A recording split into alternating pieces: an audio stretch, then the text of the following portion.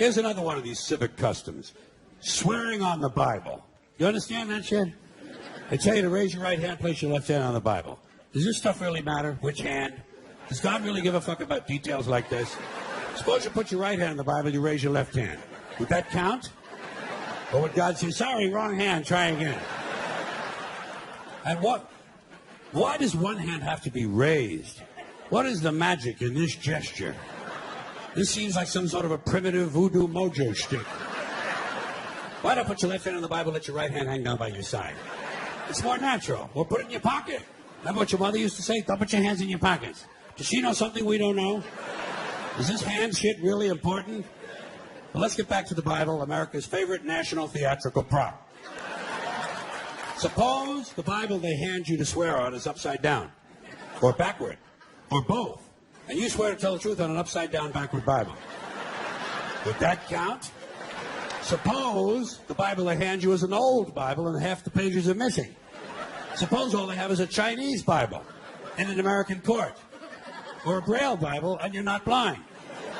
Suppose they hand you an upside-down, backward Chinese Braille Bible with half the pages missing.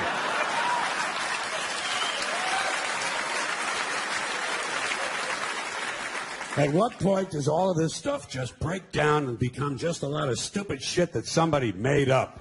They fucking made it up, folks. It's make-believe. It's make-believe. Now, all right.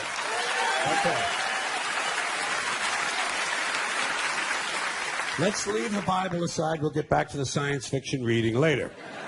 The more important question is, what is the big deal about swearing to God in the first place? Why does swearing to God mean you're going to tell the truth?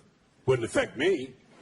If they said to me, you swear to tell the truth, the whole truth, and nothing but the truth to help you God, I'd say, yeah. I'll tell you about as much truth as the people who wrote that fucking Bible. How do you like that? Huh?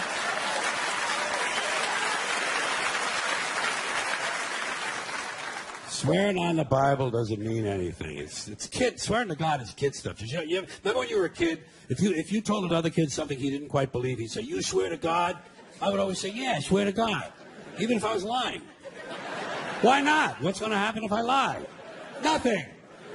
Nothing happens if you lie. Unless you get caught, and that's a whole different story. Sometimes a kid would think he was being slick with me, and he'd say, you swear on your mother's grave? I'd say, yeah. Why not? First of all, my mother was alive. She didn't even have a grave. Second of all, even if she was dead, what's she going to do? Rise from the grave and come and haunt me? Come and haunt me? All because I told a lie to an 8-year-old? Get fucking real, will you?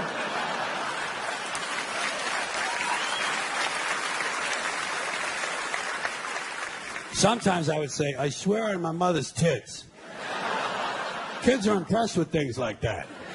I mean, I don't care about my mother's tits either. I don't care if they fell off. Fuck her. Not my problem. They're your tits, Ma. You keep an eye on them. Swearing to God doesn't mean anything. Swearing on the Bible doesn't mean anything. You know why? Because Bible or no Bible, God or no God, if it suits their purposes, people are going to lie in court. The police do it all the time. All the time. Yes, they do.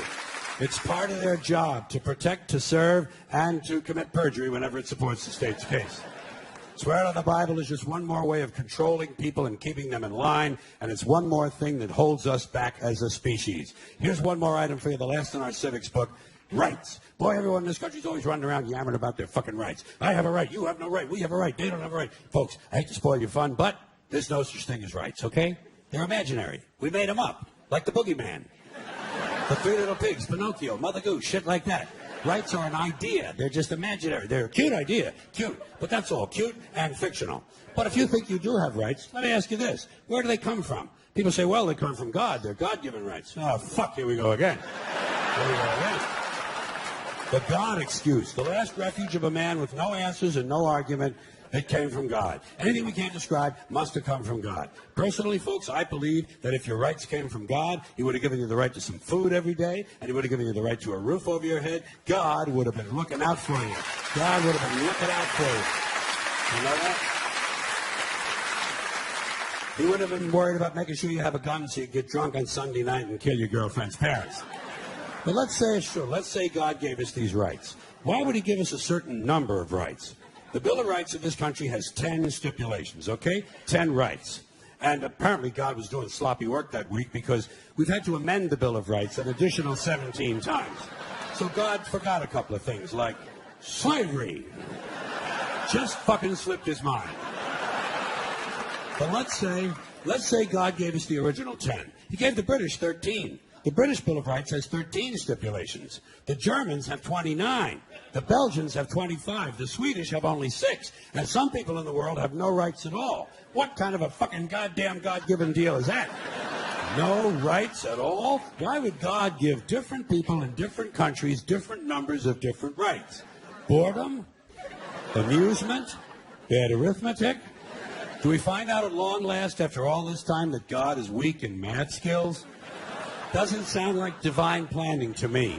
Sounds more like human planning. Sounds more like one group trying to control another group. In other words, business as usual in America. Now, if you think you do have rights, one last assignment for you. Next time you're at the computer, get on the internet, go to Wikipedia. When you get to Wikipedia, in the search field for Wikipedia, I want you to type in Japanese Americans 1942, and you'll find out all about your precious fucking rights, okay? All right. You know that. You know that. In 1942, there were 110,000 Japanese American citizens and good standing, law-abiding people who were thrown into internment camps simply because their parents were born in the wrong country. That's all they did wrong. They had no right to a lawyer, no right to a fair trial, no right to a jury of their peers, no right to due process of any kind.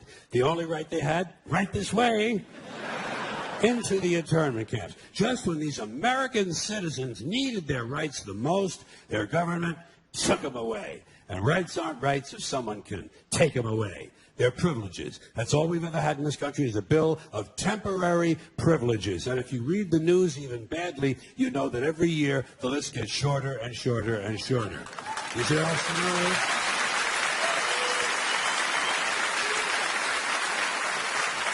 Yeah. Sooner or later, the people in this country are going to realize the government does not give a fuck about them. Government doesn't care about you or your children or your rights or your welfare or your safety. It simply doesn't give a fuck about you. It's interested in its own power. That's the only thing, keeping it and expanding it wherever possible. Personally, when it comes to rights, I think one of two things is true. I think either we have unlimited rights or we have no rights at all. Personally, I lean toward unlimited rights. I feel, for instance, I have the right to do anything I please. But if I do something you don't like, I think you have the right to kill me.